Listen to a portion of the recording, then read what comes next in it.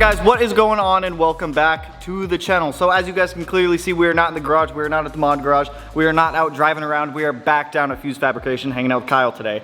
Today is probably going to be the last full day that I'm down here for fabrication stuff. The flares for the 05 show up on Friday, which you guys are seeing this on Friday. We have to wrap the car, assemble our new EJ for that car. A whole bunch of stuff's about to be happening. We have Big Northwest in like 2 weeks, so we gotta get that car ready to go to that show and whatnot, so that way we can go hang out with all you guys. But a lot of good stuff has been going on with the box up here. In the last video, we swang down for a brief moment when we were out and about running errands and showed you guys that there was stuff that happened. The down pipe has been tacked up. The up pipe is pretty much fully welded at this point. Well, it is fully welded at this point. The whole exhaust manifold is fully welded. It looks absolutely killer. I'll show you guys that here in a second. Today, I think we're mainly focusing on the cold side of the elbow of the intercooler piping coming off the intercooler, the lower radiator, I don't want to say hose pipe, so I guess it's a pipe that goes to the water pump, alternator bracket, a whole bunch of smaller stuff today. I'll show you guys the down pipe when the car comes back down. Again, super cool looking. I showed you guys last time that like short little clip, but before I show you guys any of that, I gotta tell you about today's video sponsor because it's that time of the month, you guys. It is that time of the month again where I get to talk to you guys about Skillshare. Skillshare is an awesome online learning based platform where you can go on, you can take classes, whatever suits your needs if you want to improve on the skills you already know or learn new ones. One that I've been watching recently is this one on productivity by Rich Armstrong. He does a very good job at actually making the class interactive and keeping you engaged the entire time, which is one thing that I personally love about Skillshare. The classes are so much more engaging than just some traditional classes that you might take elsewhere. Now, if Skillshare is something that you want to try out, down below there is a link. For the first 1,000 people who click on that, you get a free trial of the website. It's not hurting you, it's not hurting anyone else. If you just want to go explore and check it out, feel free to hit that link. But anyways, huge shout out to Skillshare for always sponsoring the videos. Let's get back to fabricating this 17 STI. Let's build a race car. So to show you guys this is our up pipe for the STI. It's probably going to be one of the crazier up pipes that you've seen for the car. So up here, it's all divided. It's pretty much twin scroll turbo setup. Up here, we have the gnarly Streetcar Fabrications T4 divided housing. That thing's nuts. Comes down to both of our runners. We've got one external wastegate flange right here, one external wastegate flange right here. We have both of our tile 38mm wastegates that are going to sit on both of those.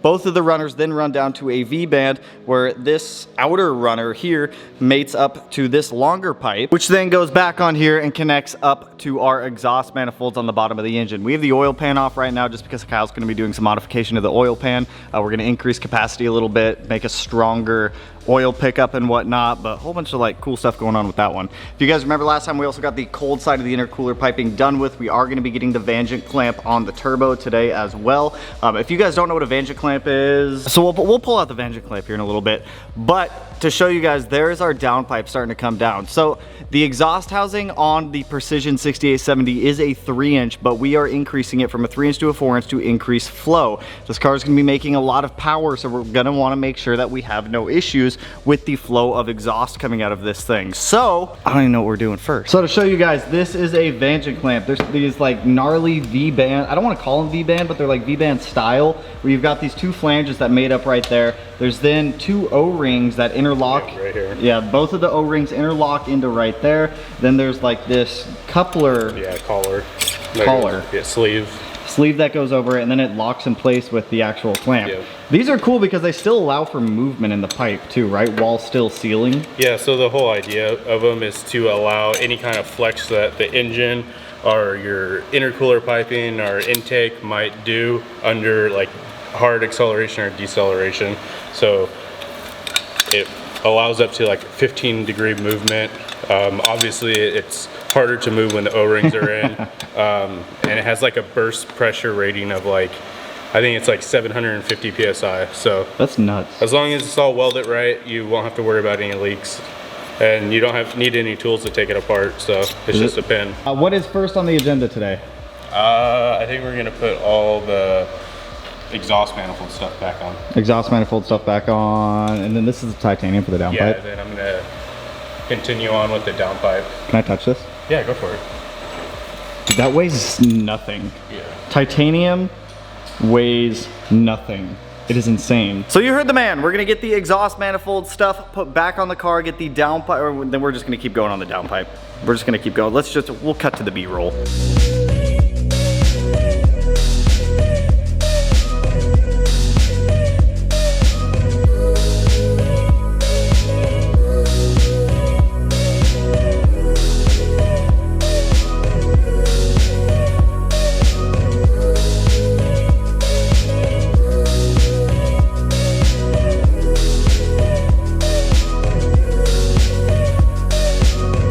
So here's a weird one for you guys. You know how on EJs, on both of the heads, there's two breather ports? There's one that goes to the crossover tube that connects each cylinder head, then goes back into the main crankcase to kind of equalize pressure between the two heads.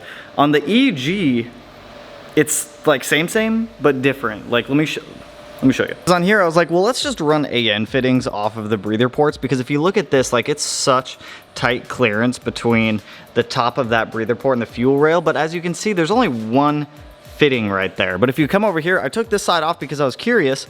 There's actually two ports that go up into a singular fitting on that with no baffling in it or anything like that, and then it comes up off the top of the head. So what we're gonna do is Kyle's just gonna cut a plate, drill the holes where needed. We're gonna reuse the gaskets off of those and then put a -8 fitting on the heads. So that way we can just run an AN line coming off of the heads instead of having to run like rubber hose. We can just run AN line. It's gonna be a lot more sturdy. It's gonna be a lot better, especially being like right here next to the hot side of the turbo. That would just cook a hose on there. Even with the downpipe on there, the turbo blanket, everything, like all the heat control devices, it's still gonna cook a hose over time, and it's just gonna make it feel super brittle.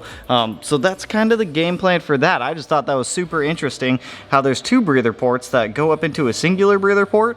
It's a little weird. And then over here, this is the downpipe's progress. So we've got this longer section on here and this one. The game plan for this is to get it to run roughly where the stock downpipe ends. And then from there, we'd pick up on a catback and have the catback go towards the rest of the car. So it's kind of neat stuff that I figured I'd show you guys while we were in here, but weird. I don't know, it's just weird, crazy weird stuff. One other thing to give you guys an update on, we cut part of the turbo off for the Vanjik clamp. So as you can see, it's not welded on there right now. We're gonna weld it on the inside of it, but it just like adds that much more bling to the turbo. It looks so good. Cannot go wrong with those.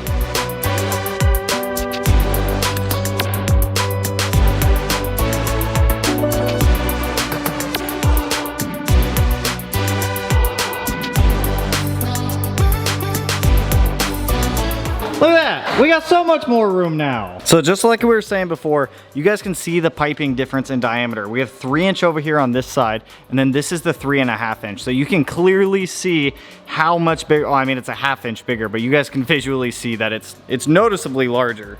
Especially standing like up here, you can clearly see that side's a lot bigger than this side. So we're kind of shooting for like somewhat familiar, I guess it's like normal for all EJs on VAs where the intercooler piping's gonna wrap up through right there. Since we relocated the battery to the trunk, that does free up a lot of room up here, but it's not like we're gonna protrude backwards towards where the battery would normally go. We're gonna try to snake it up through here to where the throttle body is going to be. I ended up taking off one of the fuel rails right now just because we were playing with one of those breather ports over there.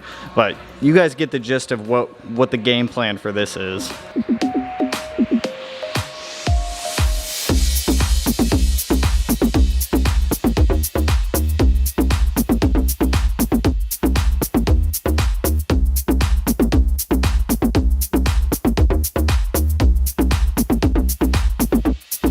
So as you guys just saw, Kyle got the cold side piping welded up to the intercooler. It actually looks crazy having two different size charge pipes on that thing. I want to show you guys that. He's got the radiator pulled out of the car right now as well. So if you guys remember, we made the radiator core and everything a while ago.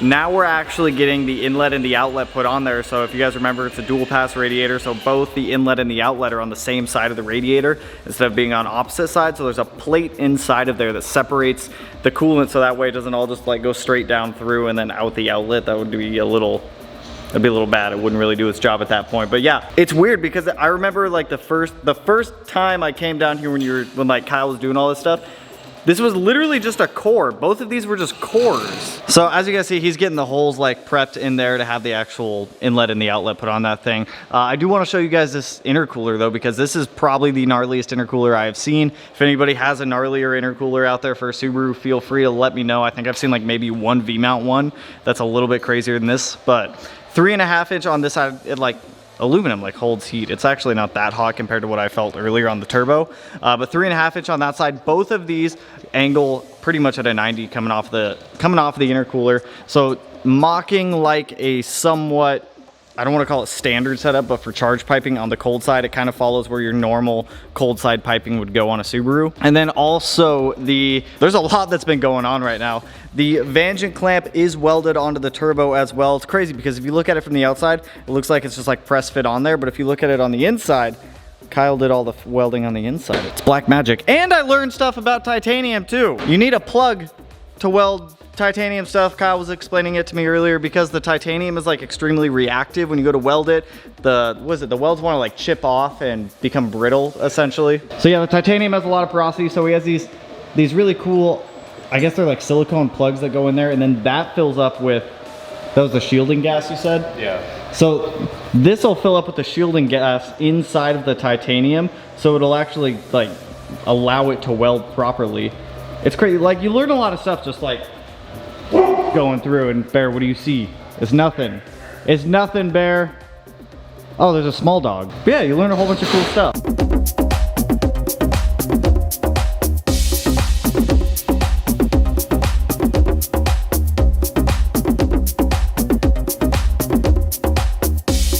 So we shifted gears a bit. We're onto the breather ports on the head. So this is the gasket that sat out underneath of that old breather port.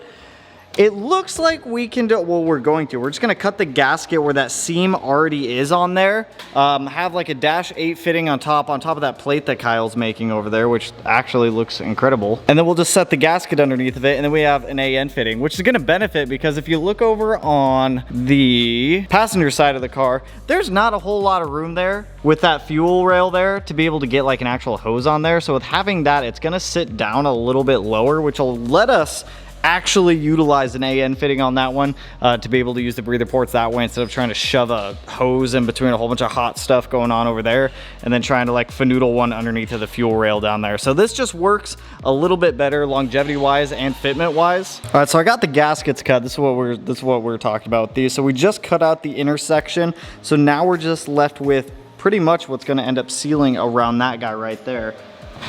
Should make it just be just fine. Be just fine with those, and then we won't need this anymore. So I don't quite know what this design was in 1995. Those two breather ports sectioned off, kind of siphoned between each of those smaller holes right there, and then went up through the breather port. Don't quite know why they had that, but this will be like 1,000 times better.